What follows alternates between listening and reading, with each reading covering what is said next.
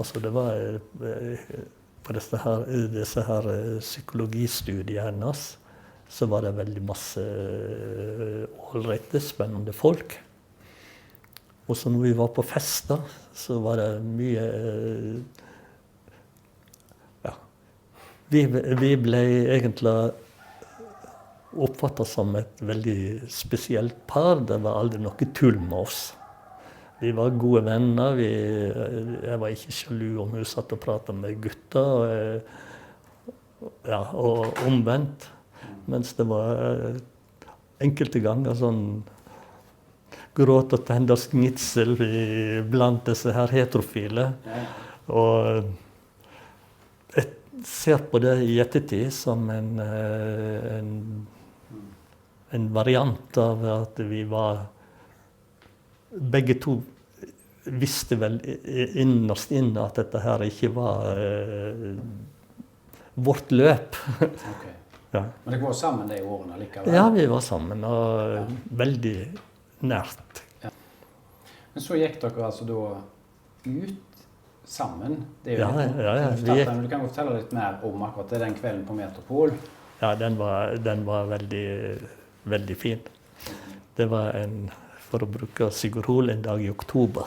Jeg er ikke helt sikker på datoen, men det er i hvert fall siste uke i oktober, og den blir feiret hvert. Nå er vi så gamle at nå tror jeg vi feirer den hvert år. Sammen med Annbjørg og Sylvi og veldig mange. De hadde en gedigen fest med 60-70 folk bort på brua her i den månefisken.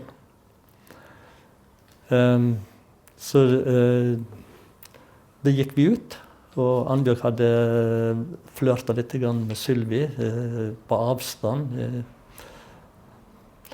Og jeg satt sammen med dem. Og så kom det inn en fyr som var Sigurd. Jeg husker han i lys genser, høyhalset genser.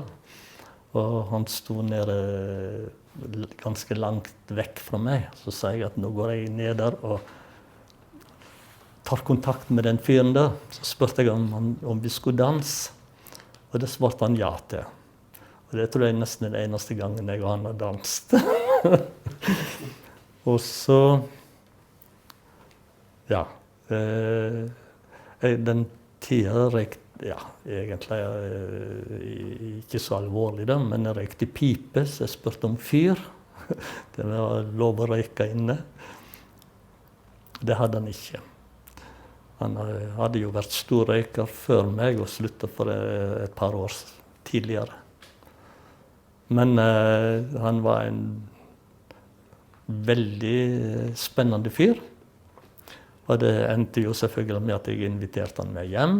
Og han hadde vært på et seminar og var bare innom Oslo den ene kvelden.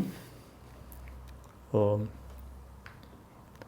ja, vi hadde det veldig hyggelig. Og det eneste var at jeg syntes at han var litt rotekopp fordi han hadde mistet bilnøklene, og vi lette etter det en god del dagen derpå. Før han skulle kjøre oppover. Men i alle fall nok til kontakt til at vi var klar på at vi ville møtes igjen. Men han hadde treffet en annen på en sommeren, som han hadde en avtale med, og en jugoslav som skulle komme til Norge.